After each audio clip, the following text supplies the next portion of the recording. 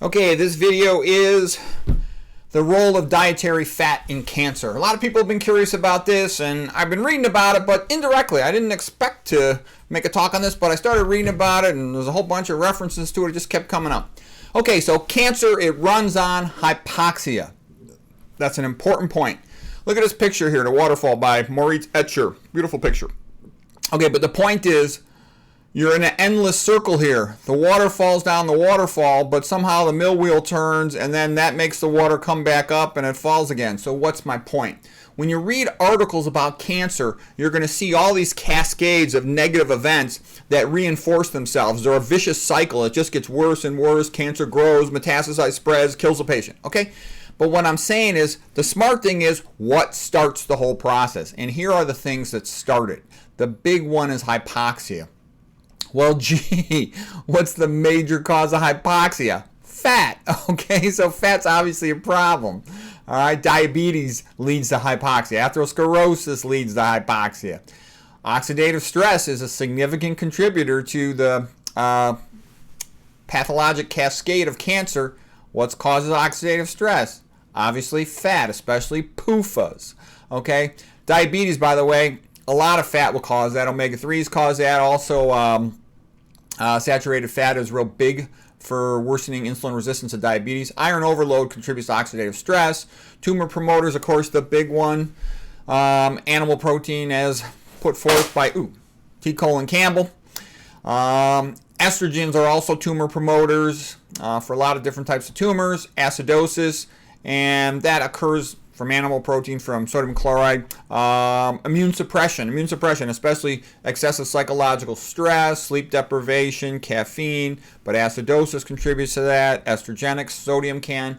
Okay, so anyways, what we're saying is, in order to break this cycle of endless worsening disease, you need to break this cycle, and it's very doable. I mean, the only thing is, though, you want to break it the sooner the better, because I'm reading these articles about cancer and when the patients where the animals were given fats, the cancer eventually gets to the point where it's very hard to do anything. So you want to treat the cancer sooner rather than later, in a sense. Get your act together sooner rather than later, because being sick increases your risk of cancer. Being healthy lowers your risk of cancer.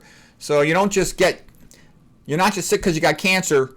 You got cancer because you're sick. Does that make sense?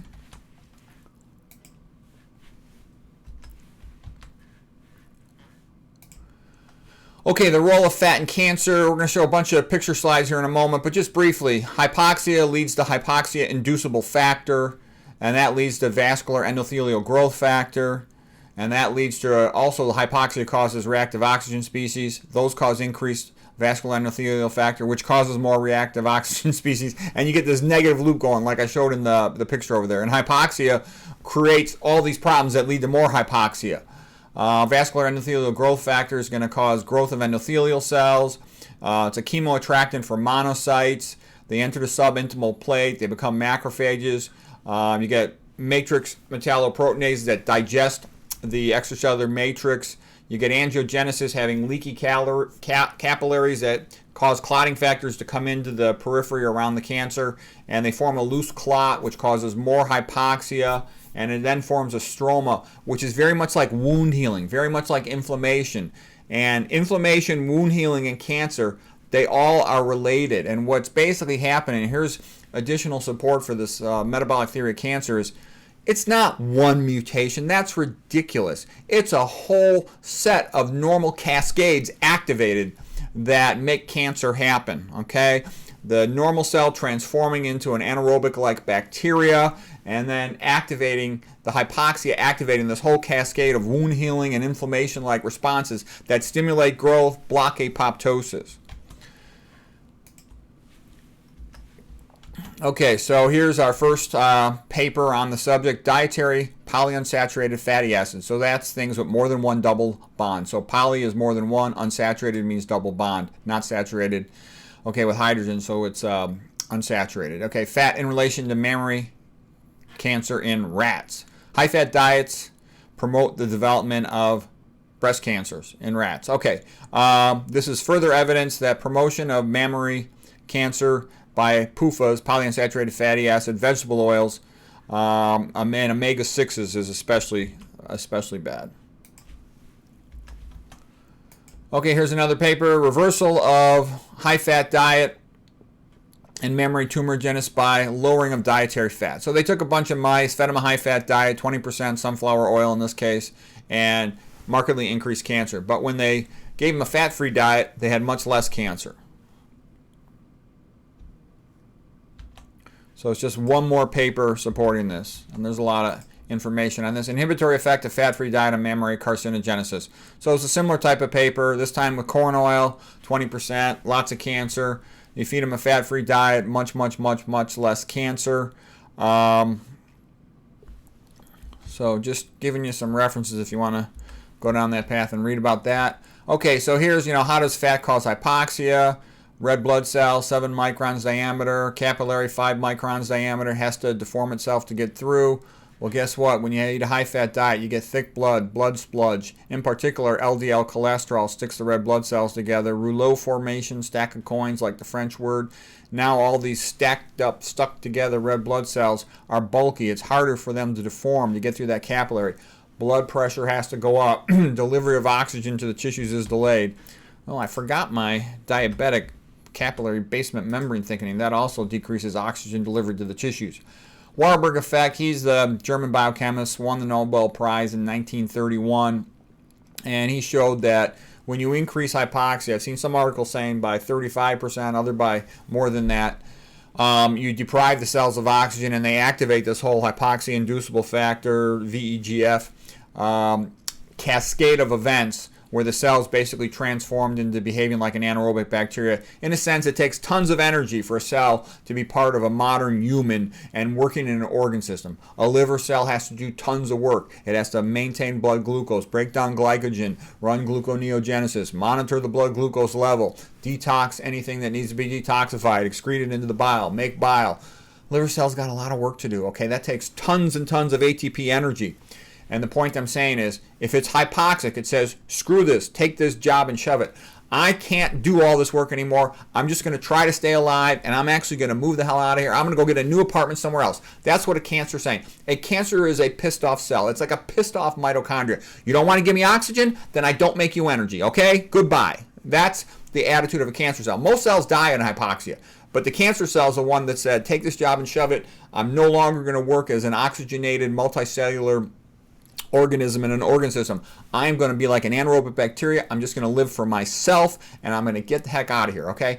So that's an important, pissed off mitochondria in a sense. It's the mitochondria that makes the oxygen. It's mitochondrial injury from hypoxia that is the primary cause of cancer. And this is the metabolic theory of cancer. And there's tons, mountains of data that support this. The bogus somatic mutation theory that's in all the textbooks is way out of date, okay? And so this is important to know if you want to understand anything about cancer. You gotta know about Warburg, and you got to know about the metabolic theory of cancer. Okay, high-fat blood causes hypoxia. We talked about that. Meat's the number one carcinogen. Meat is totally screwed. The animal protein is a cancer promoter because of all the growth factors, and the fat causes hypoxia. So that's an initiator of cancer. It's a big mess. Okay, and this was shown that, you get peak lipemia at around 5 hours with saturated fat. But when you eat polyunsaturated fats, you get even more prolonged thickening and sludging of the blood. Okay, and this is some of the experience that showed that. Roy Swank, beautiful movie available at drmcdougall.com. It was made by Roy Swank, where he's in the cheek pouches of hamsters, showing that there's a big drop in oxygenation and thick sludging of the blood. He showed a 32% drop in oxygen to brain tissue. That's on page 364 of the Pritikin Program book. But only a 5% maximum drop after a no-fat meal. And that's part of why he used that insight to put his patients on low-fat diets. There's more to it than that, but that's a key part of it. Okay, this was the Peter Quo, cardiologist in Pennsylvania, experiments going back to the 1950s. He fed the patients a high-fat meal. And this came out of the idea from Ansel Keys, saturated fat is bad, promotes atherosclerosis. And what he showed was when you feed the patients a high-fat meal, they get peak lipidemia, peak blood fat. They check their blood lipids every 30 minutes, between about 4 to 6 hours. And the patients would get angina, repeat attacks of their coronary chest pain. And by the way, I know a lot of my audience has seen these slides already. I'm going to go into tons of new stuff, but I just have to give this background stuff for the newbies so everything will make sense. Okay, if you eat unsaturated fat like the PUFAs, corn oil, all the vegetable oils, you get more prolonged thickening of the blood and tissue ischemia. Okay, so it's worse. All right, when you eat no fat meal, just carbohydrates, you don't get any of that.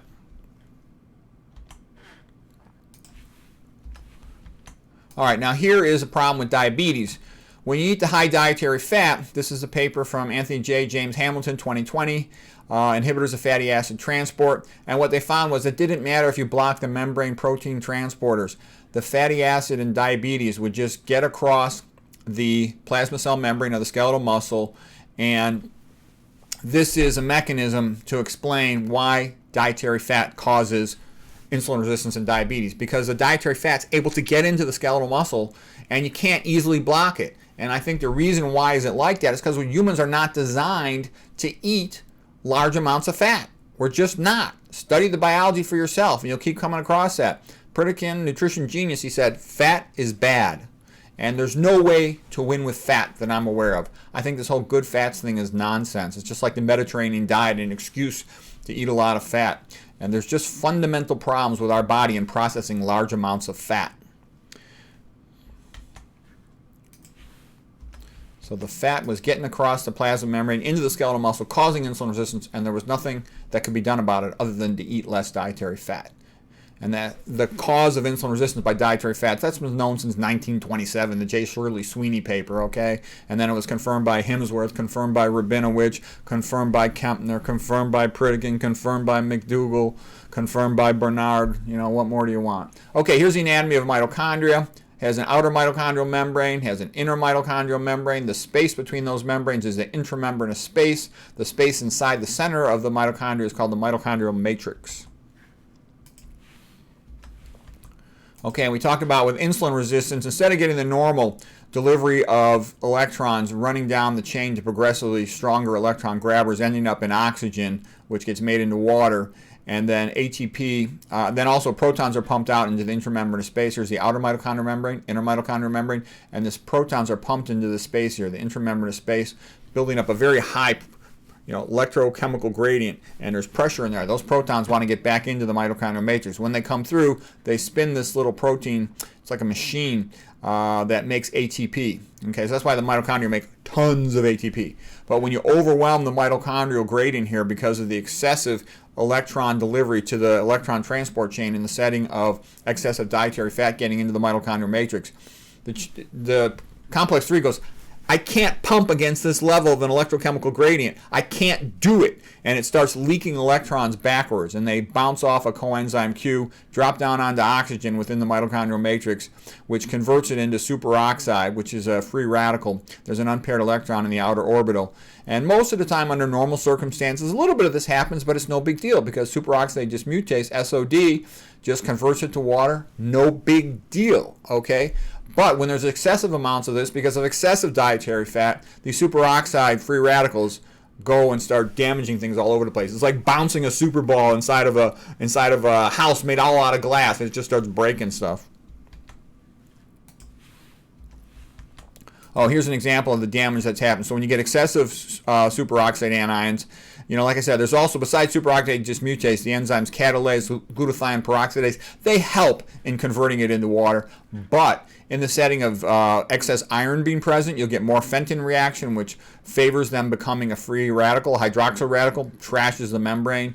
And also just PUFAs in general can lead to lipid peroxidation and trash membranes. That's a big deal. We're going to come back to that. Okay, here's another paper. Vascular endothelial growth factor is a key mediator of angiogenesis. Well, what causes increased vascular endothelial growth factor, VEGF? It's increased hypoxia. Hypoxia goes to HIF, hypoxia-inducible factor goes to VEGF. Okay, so what does it say? In healthy person, VEGF promotes angiogenesis for the embryo developing, needs new blood vessels. For wound healing, that needs new blood vessels. Okay, but in cancer, it's like the good things that VEGF have been taken over, and now they're going to start causing trouble with the cancer. Before a tumor can grow beyond 1 or 2 millimeters, it's only 1 or 2 millimeters. That's it, if it doesn't have these ingrowth vessels. It's going to need these vessels to make itself more nutrients and oxygen so it can grow and start to shed and spread.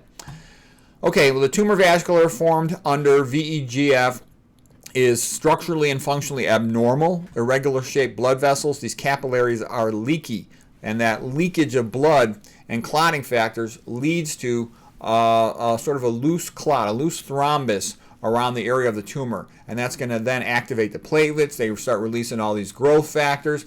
There's also a release of anti-apoptosis factors, things that turn off programmed cell death. And we know a cancer cell turns off programmed cell death by upregulating hexokinase 2 instead of hexokinase 1, the first enzyme that phosphorylates glucose when it enters the cell to run through glycolysis. And that also binds to the mitochondria, and it shuts off apoptosis, programmed cell death. So basically, you see what's happened here. The cancer cell is becoming immortal. Growth factors are being released onto it. Blood vessels are growing up to it so it can spread to other locations. All these bad things are going on. And it's like, how do you stop this? Well, you have to stop the hypoxia, which means minimize dietary fat. It means minimize dietary sodium, okay?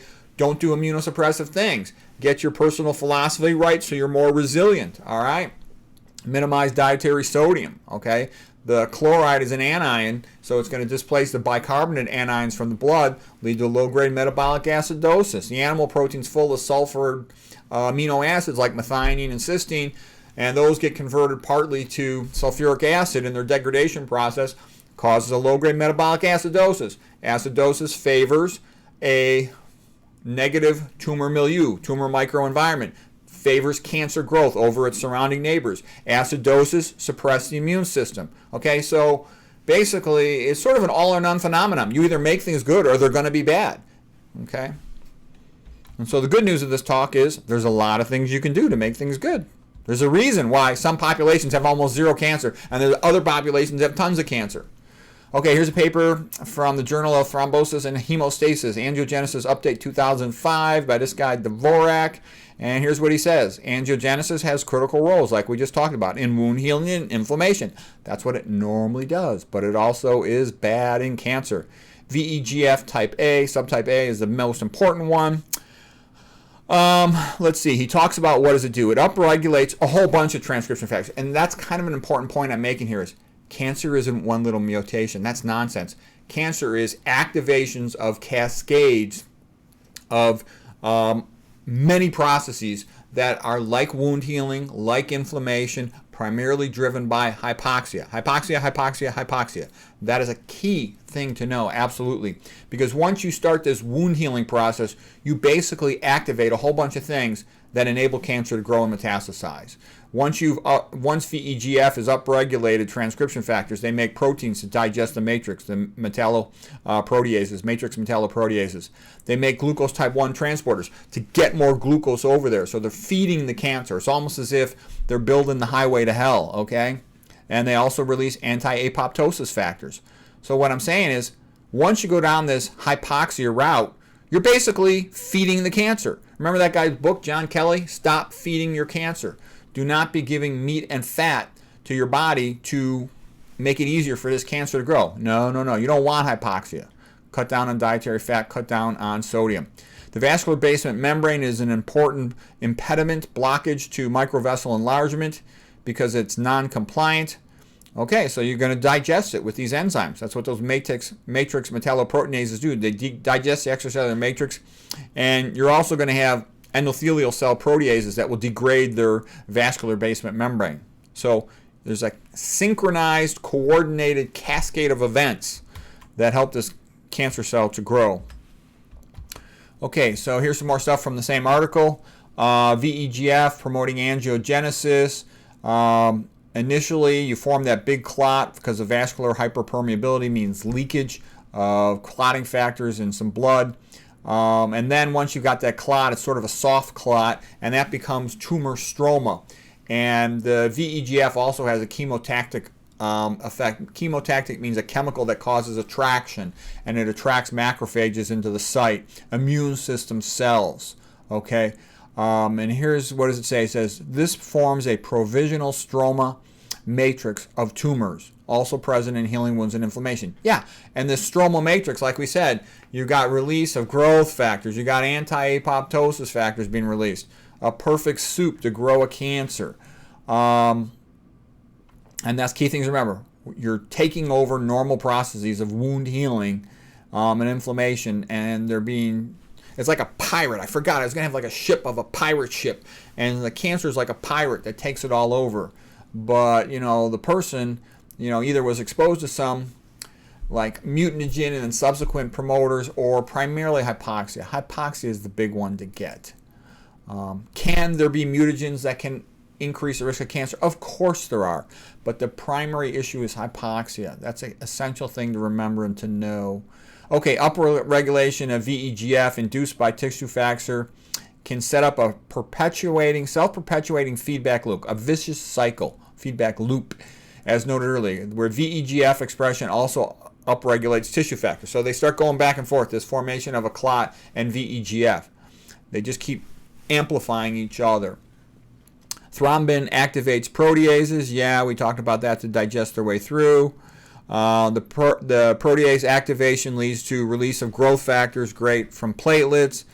And then this facilitates detachment of endothelial cells from their basement membrane. Yeah, they have to break off their basement membrane because the cancer has to grow through and get into the blood vessel before it can metastasize and spread. Okay? And then also, growth factors, they're stimulating cell division, replication of your cancer. You don't want that, okay? And these anti-apoptosis factors, they're telling the cancer, no, you don't need to die, you don't need to go into cell death, you can live, okay?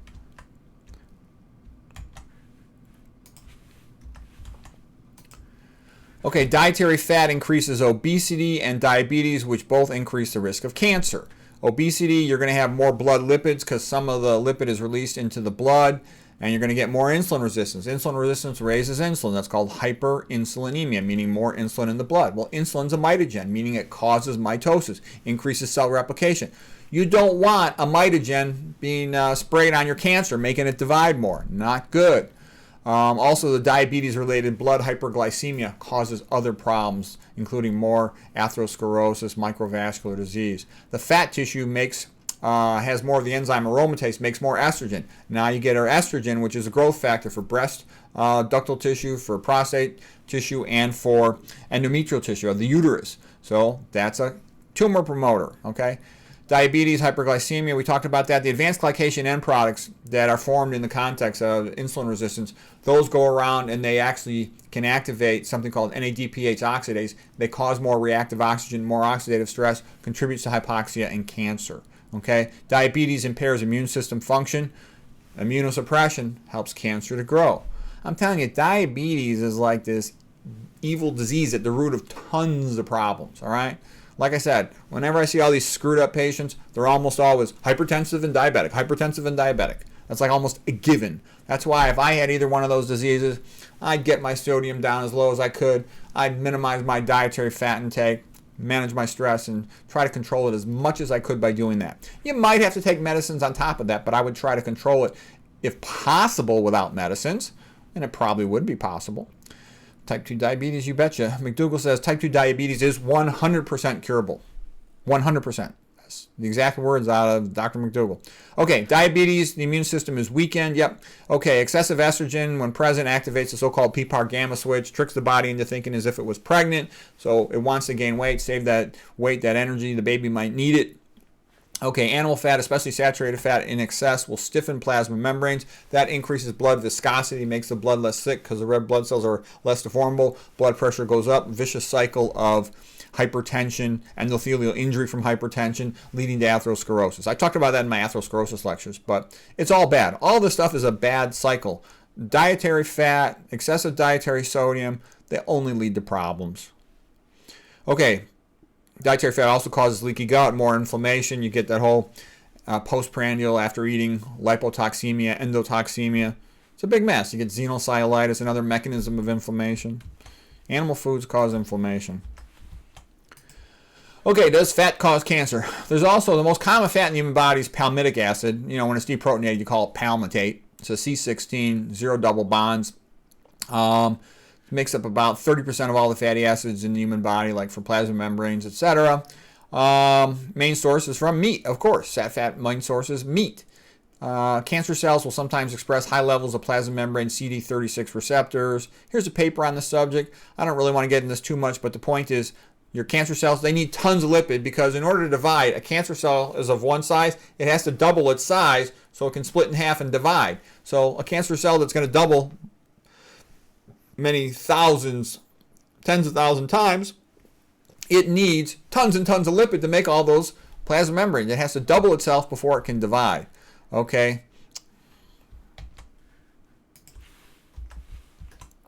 Elevated cholesterol is associated with increased cancer risk, and you produce this metabolite called 27-hydroxycholesterol, and that can function, it can have some estrogen-like properties, and when you lower your total cholesterol, you lower 27-hydroxycholesterol, and when that is elevated, it seems associated with increased rate of cancer growth. Okay, now what about fish oil? There's a lot of people promoting fish oil. I personally think fish oil is a bad idea. Okay, just so you know, there's some papers showing there's increased risk of prostate cancer with fish oil. Men who had the highest blood DHA had increased risk of aggressive prostate cancer. This guy's a pretty well-known researcher, Theodore Brasky. Here's one of his big papers.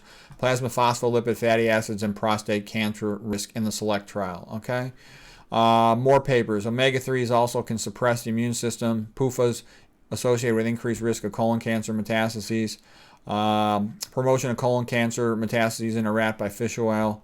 Okay, you know, it's thought they immunosuppress. They also cause insulin resistance. I would recommend to avoid them. Okay, why do women have big butts? Okay, women have big butts for a couple reasons. Number one, it's sort of like a peacock display of fertility. You see a woman with a narrow waist and a big butt, you think she's fertile. Okay, the wider pelvis of a woman also enables her to deliver a baby with a bigger head, so the kid can be born a little later than otherwise would be possible. And also, they carry their omega-3 fats largely in their gluteal region because it's an energetically efficient location. And the baby will need some of those at the time of its birth and its early nursing. And so it's efficient to carry them there. Because in the ancient world, our ancestors, they worried about starvation. That was always the problem, okay? And that's why a super anorexic woman, like some of those marathon running females, they might not be able to have a baby because they don't got enough omega-3 fats. They're too skinny. Okay, but being too skinny is a rare problem in the modern world. Okay, here's the point. There's plenty of adequate amounts of omega-3 and omega-6 fats. We can't put the double bond in the omega-3 position or the omega-6 position, but this is important to know. Lots of populations in the past were landlocked. They didn't have access to fish, and they didn't need it, okay? You've got plenty of omega-6s and omega-3 fats and regular old plant foods. You don't need nuts either. Just from your fruits and your vegetables and your starches, you get plenty of it. It's really a non-issue, okay? Everybody's always freaked out about the things that don't matter. Where are you going to get your protein? Where are you going to get your calcium? Where are you going to get your omega-3s? Don't worry about it. Those are non-issues. Be afraid of being potassium depleted. Be afraid of being magnesium depleted. Be afraid of being low in fiber. That's what Americans are because they don't eat enough plant foods. Okay, so what lowers the risk of a fat-induced cancer? Well, plant foods they're alkaline, so they help to reverse the acidity of the cancer microenvironment. They've got antioxidants, so they help to reverse the reactive oxygen species that are associated with high-fat diet, okay? Exercise improves insulin sensitivity, so you don't get all those bad things associated with insulin, the advanced glycation end products, the mitogenic hyperinsulinemia, okay, the ischemia of tissues from microvascular disease, okay? That exercise gets your lymphatic flowing, just like it squeezes the veins to get blood back to your heart, it squeezes your lymphatics to move that lymphatic fluid along so the white blood cells, they travel through that and they surveil the entire body. So you're helping your immune system to do its job by exercising. Our ancestors walked around all day looking for food. They exercise far more than modern people do. Okay, dietary sodium vasoconstrictor. You clamp down those arteries, you cause hypoxia. That's bad. Stress and stress equivalents, caffeine, it activates platelets. Activated platelets can hide metastatic tumor. I showed a paper the other day that, just a 1 gram tumor, 1 gram can release 1 million. It routinely releases 3 million cancer cells in one day. The point being is your immune system's constantly removing these, and it's great at it, okay? It's great at it. The human body's a genius at doing stuff. I mean, like we said, if you eat a meal, how would you know how much you need of every individual nutrient? Your gut knows that. It's genius at doing what it has to do. Okay, Stress also makes the blood more prothrombotic, and that can cause tissue hypoxia. So it does bad things. A little bit of stress we need, of course, to get through our day, to be paying attention, to be alert enough to do whatever we have to do. But excessive amounts, they're harmful to us. Lack of sleep makes that worse. Caffeine, to me, caffeine's like the stupidest thing. Oh, my life is so stressful. I wish I didn't have such a stressful life. I think I need a cup of coffee. You know, stupid, okay? It just raises the same hormones, the catecholamines and the cholesterol. It's just stupid, okay? And everybody says, well, I love coffee. Well, look, let me tell you something. When you quit, I used to drink coffee too. I didn't know any better. I drink 1 or 2 cups a day. Once I quit, it took me a while. It took about 2 weeks before I came back to my regular self. For some people, it takes them a month, but then you'll feel so much better to be done with it. I have separate videos on, caffeine and, quitting coffee and all that kind of stuff. Having an attitude of gratitude, sense of purpose, all that stuff lowers your stress, Being skinny improves your lipid profile. Okay, here, oxidative stress and its role in angiogenesis and vascular disease. Angiogenesis, like we talked about, normal in wound healing, but it's especially activated by hypoxia. Okay, and this in turn promotes formation of reactive oxygen species, ROS. The reactive oxygen, especially through the mitochondrial electron transport chain reactions, but also through NADPH, nicotinamide adenine dinucleotide phosphate oxidase. So you just hear it abbreviated NADPH, okay? That also produces reactive oxygens. And where do you get that activated? From a lot of ways, but the main way that relevant to our purposes today would be from your advanced glycation end products, from your diabetes. Well, how'd you get those AGEs, advanced glycation end products? You got it from eating fat, okay? So don't do that. Okay, so reactive oxygen species promote angiogenesis via the generation of peroxidized lipids. Yeah, lipid peroxidation of all your PUFAs, your unsaturated fats, okay? Things like your omega-6s and potentially your omega-3s, potentially your MUFAs, are generated in excess during atherosclerosis. Thereby, they link atherosclerosis to pathological angiogenesis. Atherosclerosis causes tissue hypoxia. And although the main mechanism involves hypoxia-inducible factor and VEGF, there are several pathways that are VEGF independent. That's kind of the whole point of this article. It's going to show that reactive oxygens can cause activation of the angiogenic pathways even without going directly through the hypoxia mechanism. Okay, so here's a good definition. Oxidative stress is defined as an imbalance between pro-oxidant and antioxidant systems. Yeah, the lower your antioxidant system, meaning the less plants you eat, the more vulnerable you are to oxidative stress. So eat more plants and raise your oxidative stress. Eat less iron and lower your pro-oxidant things, okay? All right, now a little bit about the chemistry of oxidative stress. We're not going to go into much chemistry, but just a couple key points. And if you look at electron transport, you give one electron to oxygen, it becomes superoxide anion. Bad. You give 2 electrons, it becomes hydrogen peroxide. Kind of bad. If it gets 3 electrons, hydroxyl radical, that's really bad, but you want it to become a water molecule, okay? Superoxide anion is known to be a main contributor to the generation of most reactive oxygen species and a crucial mediator of electron transport chain reactions in mitochondria. Usually superoxide anion is rapidly removed by superoxide dismutase and then it ends up getting made into water. Okay, we talked about that. In the mitochondria, particularly at complexes 1 and 3 of the transport chain, premature electron leakage to oxygen occurs. Right, when the gradient gets too high, like with insulin resistance due to excess dietary fat. And that will generate oxidative stress. And now here's NADPH oxidase. It's an enzyme that generates superoxide anion because it transfers electrons from NADPH to oxygen. And that's a major source of reactive oxygen species in some cell types, including endothelial cells and smooth muscle cells. So that's a potential big deal. And we talked about how diabetes increases that. Diabetes is due to increasing fat. So increasing dietary fat leading to diabetes leads to increased reactive oxygen, leads to angiogenesis, and also to hypoxia, increased cancer risk. Okay. One of the main consequences of reactive oxygen species in the presence of peroxidation of lipids in vivo, this affects cellular membranes, including PUFAs that are already present there, and they are particularly prone to oxidation, and they generate an array of biologically active agents. These oxidation-generated secondary compounds can be even worse than the initial reactive oxygen species itself. Okay, here's from that same paper, and this diagram is basically going to show you excessive dietary lipids, especially the PUFAs, they can on their own activate angiogenesis. So they can be a problem just on their own. Not to mention the fact that they can also contribute to hypoxia, increase HIF, hypoxia-inducible factor. Okay. In several pathologies exemplified by diabetic retinopathy, reactive oxygen species-mediated angiogenesis is strongly associated with VEGF expression. Yeah, sort of down the hypoxia pathway. There's a number of compelling papers that report the augmentation of angiogenesis by oxidation products, oxidated lipid products from oxidized lipids from lipid peroxidation. Okay. And this is reminiscent of all those papers I talked about in my previous lectures, the whole Dr. Yamashima's work, okay?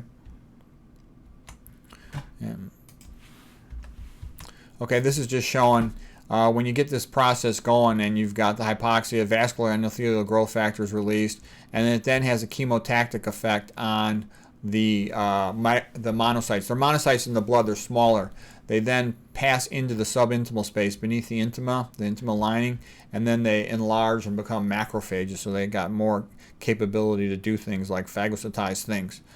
Okay, but remember, hypoxia is the big thing that starts this whole mess. Oh, here was just that paper we talked about before. A 1 gram tumor. 1 gram tumor. This is in rats, but they show that it routinely shed 3.2 times 10 to the 6, 3 million cells in an average day. Okay, so your immune system is pretty busy removing all that crap. You need a good immune system. There's no ifs, ands, or buts about that. Okay, and then here's just one paper showing they fed a person just a bunch of plant foods, plant chemicals, and they had dramatic ability to prevent growth of breast cancer cells. Okay, and yeah, I know these guys had a conflict of interest. They're trying to promote they call it a phytochemical, plant chemical supplement, but the point I'm making is they can still show that. Okay, whether or not their actual supplement's going to be good in clinical practice, who knows? Probably not. Most things don't quite make it when they go to clinical practice. But the point that by plant foods they can show.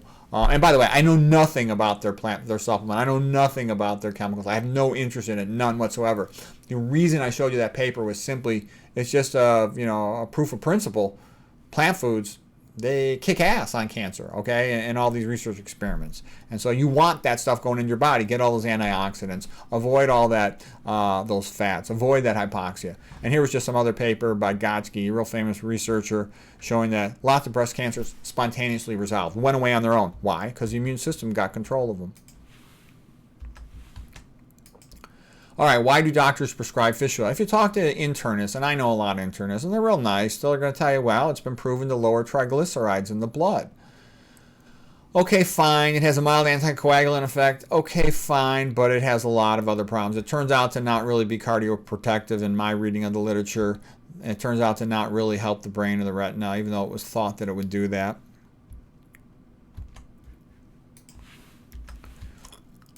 Okay, so a little bit about structure of fatty acid. So a fatty acid is a carboxylic acid. So you got a carbon with a double bond to oxygen and then another bond to a hydroxyl group. When it's deprotonated, the proton H goes away. You just see an O minus there. It'll have a negative charge on it. Here's a fatty acid tail, and that's just a bunch of carbons stuck together. Hydrophobic means it's non-polar, so it's like oil, the fat is, and it won't be soluble in water by itself. The hydrophilic component has a charge on it, thus it's called polar, because usually it's going to be deprotonated, so that'll be O minus. This is non-polar. It's amphipathic in the sense like an amphibian can live on land and water. Amphipathic means that it's partly polar, soluble in water, partly not, the fatty acid tail. A little bit about structures. Here's sat fat, meaning no double bonds on the fatty acid tail. Then here's your carboxylic group. Here's a MUFA, monounsaturated fatty acid. Olive oil is kind of famous for having a lot of MUFA, monounsaturated fatty acid. Mono means one double bond. PUFA is a polyunsaturated fatty acid, and it will have more than one double bond. So this is the omega end, the one far away from the carboxyl end. The carboxyl ends over here are also called the delta end. The methyl end is also called the omega end. And that's the symbols of omega. So anyways, if you count from these omega end carbons, 1, 2, 3, 4, 5, 6, so this would be an omega-6 fat. If it was an omega-3 fat, there'd be a double bond at the 3 position. Anyways, there's always more than one in a PUFA, and usually there's a carbon intervening with no double bond attached to it, and that hydrogen on here is called the methylene bridge. This is called the methylene bridge. That's the methylene bridge hydrogen, and it just is weakly held, so it gets plucked off, and you create these cascades of lipid peroxidation. Okay, here's families of fatty acids. Here's the C18 family. The C18, no double bond. C18, one double bond, two double bond, three double bond. The two double bond includes a one at the 6 position, omega-6 position, and that's called linoleic acid. I remember 2 letters, La for linoleic acid, 2 double bonds. And then ALA is alpha-linolenic acid, and this one has 3 double bonds, and this is the omega-3, and that's sort of like the one that people always talk about as being so good and so important, but just eat your plant foods. You'll get all that you need. You don't have to worry about it. Okay, just to show the nomenclature in a little more detail. So oleic acid, C18, 1 double bond. That's like your olive oil. The MUFA, 1 double bond, 1 right there. I remember O for oleic, O for number 1. Okay, and that's oleic acid, olive oil. Linoleic acid, La, 2 letters, 2 double bonds. C18, 2 double bonds right there. Okay, ALA, 3 letters, 3 double bonds right there. You don't have to know this. It's just if you want to know it. This is how it is. And I play it like a game. Arachidonic acid, I think Arac, 4 letters. And I remember it's a C20 fatty acid with 4 double bonds. Okay. EPA, icosapenta. Penta means 5. Penta for 5 bonds. C20 carbons, 5 double bonds. Docosa, hexa. Hexa means 6 double bonds. So that's how I can remember these pretty easy. If you want to, that's how you do it. It's not essential to do that, but if you spend a lot of time reading about these sorts of things, you might find that convenient to know. What about blood glucose and obesity? Omega-3 fats caused increased insulin resistance. They're associated with weight gain, increased risk of prediabetes, diabetes. So here's one paper, effective fish oil on insulin, non-insulin dependent diabetes. Here's another article associated with omega-3s, increased risk of insulin resistance, omega-3 fatty acids, and fish consumption, and risk of type 2 diabetes. So what I'm trying to say is, any type of popular food that somebody's making a lot of money off, it's going to get all these fake industry-funded studies to say how great it is. I don't see anything good coming from ingesting oil. Okay, problems with eating fish. There's also tons of saturated fat in fish. Look at salmon. It's 50% fat, 50% protein. Remember, there's no carbohydrate in meat. I mean, that's a terrible food. Then you're going to fry it on it, or you're going to cook it on nonstick cookware. Then you're going to get all the POFAs. You don't want that, all the F- from frying stuff. Cooking oxidizes PUFAs. Well, then you're going to have oxidized PUFAs and lipid peroxidation. It's a disaster. And then the fish tends to have lots of mercury, PCBs, endocrine disrupting chemicals, estrogenics. It's a terrible food. It's for chumps. It's also quite acidic. I wouldn't eat that junk. Okay, what about lipid peroxidation? PUFAs are much more vulnerable to that. We talked about the methylene bridge carbon. Okay. There's tons of double bonds. Look at this. EPA got 5 double bonds. DHA's got 6. The more double bonds, the more lipid peroxidation you get. I don't think it's smart putting that stuff in your body. Okay, we talked about the more fish oil, the higher DHA level, the more prostate cancer. There's some papers also showing the increased risk of cancer associated with omega-3s. Okay, can they get enough from plants? Yeah, I told you about it. You can convert the 18-2, just 2 double bonds, and the 18-3, 3 double bonds. You can make those into the longer chain omega-6s and omega-3 fatty acids. You don't need to be eating anything bigger than that. And this is what you just get from plant foods. You get from plant foods what you need, and that's all you should get. Okay, here's just some an example of the amount of omega-3s you get from plant foods, which is plenty. It's a non-issue. Oh crap, how did I end up there? Okay. Oh, so I know what I got to do.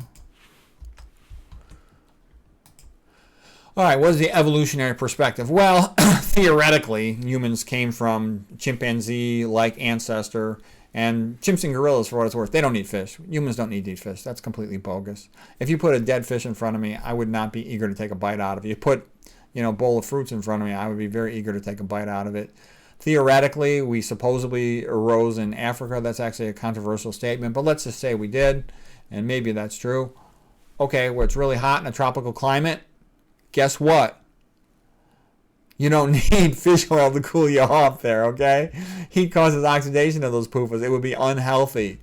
A fish at a watering hole in a hot tropical climate would be expected to have far less PUFA than they would from near Antarctica. When you look at a fish, do you want to eat it? No, it's disgusting. Fish is an animal muscle, therefore it's full of animal protein and fat. The health of Asian populations previously attributed to fish, which they ate hardly any of, very little most of them, is much more likely due to rice, which they ate tons of rice. Okay, which doctors recommend to avoid fish oil? McDougall's like the big expert, and he recommends don't be taking any of the omega-3 supplements, plant-based or fish-based. He goes on and he's got lectures on it. It's pretty convincing. You watch his work, and I've read a lot from other sources. I don't see any reliable source recommending to take omega-3 oils, in my opinion, from what I've seen and read. Somebody shows me a paper can convince me otherwise. I'd be willing to look at it, but give me a mechanism too. Because a lot of times in industries will say, this is a great thing, it does all these great things. You go, where's the mechanism? I don't see any mechanism that it's going to be able to counteract the negatives associated with it, like lipid peroxidation for directly ingesting these long chain with all these double bonds. They're going to get lipid peroxidase like that. I mean, that's why if you buy fish oil in a store, you have to put it in a radio-opaque container and lock it and keep it in the fridge. Why? Because just sunlight will oxidize it, yet alone, and having it in a fridge at a very cold temperature, yet alone room air oxidizes fat. What do you think happens as soon as you put it in your body and you're 98.6 degrees? You're going to oxidize that stuff pretty fast. There's a pretty high risk of that. I would be worried about that. Look at Kempner and the most incredible results of anybody ever. He's feeding people 95.5, like around 5% protein. Can't get lower in fat than that. And actually, I think it's even more tight than that. I think I recall it was more like around 4.5% protein and 3 or 4% fat. It was really low, incredibly low. Okay, Winitz was a paper where he had people on chemically defined diets. They were eating less than 1% fat. Less than 1% fat. And he only gave them omega-6s. And his patients did great with no adverse physical or psychological effects. Okay, so that's rather extraordinary. All right? Less than 1% fat. Less than 1% fat. Okay? So all these people talking about good fats, give me a break. McKean did his paper in 1970, something similar. He had phenylketonuria children, and he also fed them the same chemically defined diet as Winitz, less than 1%. I'm talking one, just the number one, less than 1% fat. And these children grew well and did very well. So what I'm saying is we really don't need much fat. It's impossible to be too low in fat. And when I say the only good fat is fiber, it means that a small amount of fiber gets converted into fat. I've talked about that in other lectures. And so the point I'm saying is there's this whole big push. Oh, you need all this fat, you need all this flax and soy and olive oil and fish oil, or just call it omega-3 oil, plant sources. I don't believe it. I don't buy it. I don't see a reason for all these nuts and seeds. I don't see it. They're all commercially profitable foods. I don't see a physiologic need for these things. I agree with McDougall on this one. I think he's absolutely right. Esselstyn, no oil, not one drop of any oil. He's a smart guy, man. He cares about atherosclerosis. He's right. No oil. None of them are good for your atherosclerosis. Anything that promotes diabetes and atherosclerosis and hypoxia is not going to help you. All right. Let's see. Dr. Klaper used to recommend fish oil, but after studying it more, he doesn't do that anymore. Okay.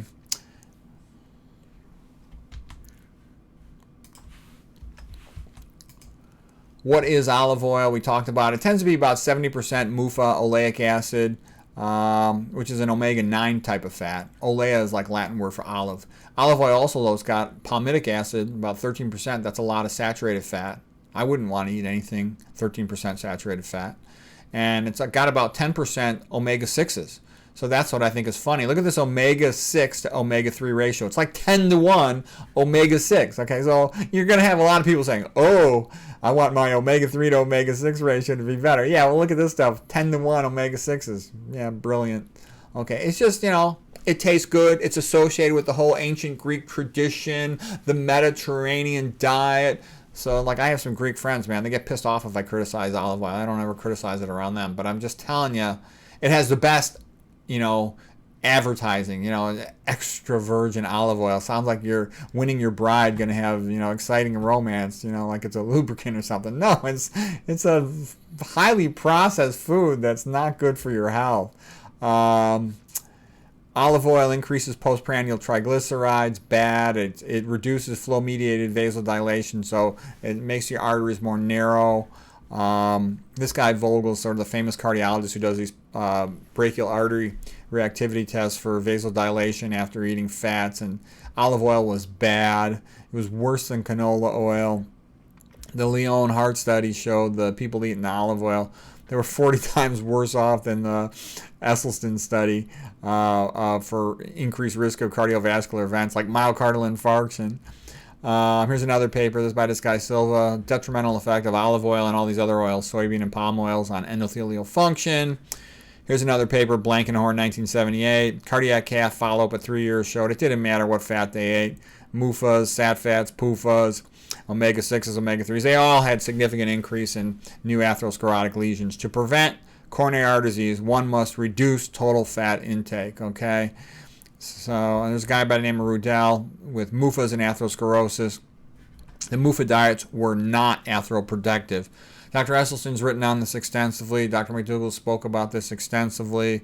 And then there's the famous African green monkey study that thought to have metabolism similar to humans, and there was no atheroprotective effect from eating, from changing from dietary sat to MUFA. So both sat fat and MUFAs were bad.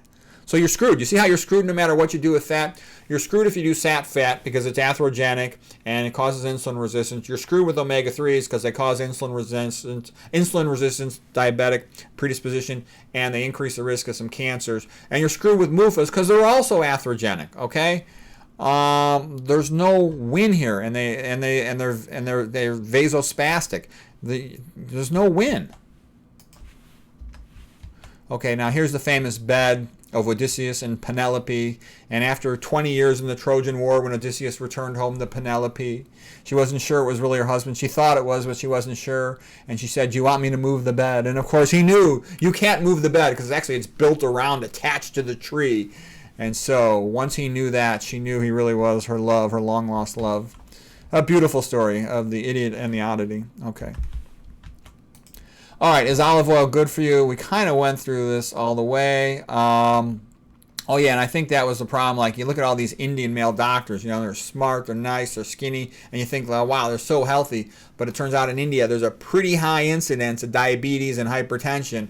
And after studying it for a while, my conclusion was I think it's because they eat so much fried food. Other things, other problems with oils. Grassi, dietary oleic and palmitic acid increased postprandial factor 7. It's a clotting factor, okay? So this is oleic, your MUFA, olive oil-like, your palmitic acids, you know, those are your sat fat oils. Because also there's another group of people who don't know what they're talking about on nutrition who try to say, oh, no, all the you know, the unsaturated fats are bad, but sat fat is good and coconut is good. No, they're all bad. There's no way to win with them. Dietary polyunsaturated fats and the composition of aortic plaques. So these were bad. Esselstyn wrote a nice summary of oils. He wrote, "Is Oil Healthy?" International Journal of Disease Reversal and Prevention. That's a good article. I read that. With cooking, other damaging things happen to those oils. Insulin resistance. Okay, we talked about that one paper about the fatty acids getting across the membrane, even if you tried to block all the protein transporters. That there's really nothing you could do except reduce your dietary intake of fat. So from what I've read, I think omega-6s are worse than olive oil, but they're both bad. Why eat anything that's bad? And they're both highly processed. All oils are bad. That is my conclusion from my extensive study of the subject. Oh, here's some references. If anybody wants to look, here's the first set of references. Here's the second set of references. I got one more thing of references. So that's all the reference. So the bottom line is this: saturated fat contributes to hypoxia, contributes to insulin resistance, diabetes associated with hypoxia, and you can't win with it, in my opinion. The only thing you can do is reduce your dietary intake of fat. That's what I recommend. And the small amount you get from the fiber and plant foods, and from the little amount of fat that's normally present in plant foods, that's plenty of fat. It's impossible to be too low in fat. So hope that was helpful.